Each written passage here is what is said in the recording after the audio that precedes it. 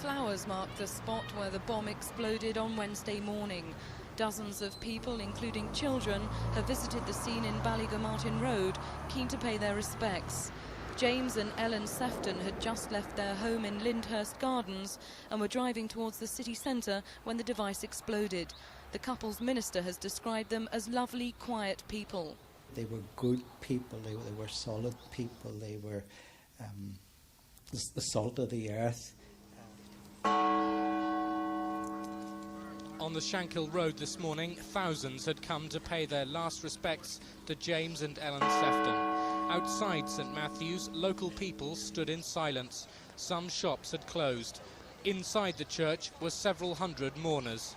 James Sefton, a former reserve constable who retired 3 years ago, and his wife died after an IRA device exploded under their car on the Ballygomartin Road near their home.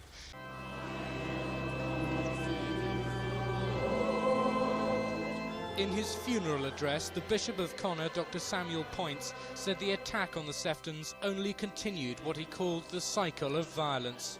The recent killings in Holland, Staffordshire, Germany, County Armagh, and now again in North Belfast, prove the sterility of thought among those who are perpetrators of violence. To the terrors who have perpetrated these horrendous deeds and others, I would plead once again, in the name of Christ, get off the backs of your fellow men and women. After the service, the two coffins were carried out by police officers and the cortege assembled in the Shankill Road. There was a moment of silence before the procession moved off. Behind the Seftons family were senior RUC officers, including Assistant Chief Constable James Crutchley and a representative of the Chief Constable. They were followed by many of James Sefton's former colleagues from the RUC's B Division in West Belfast.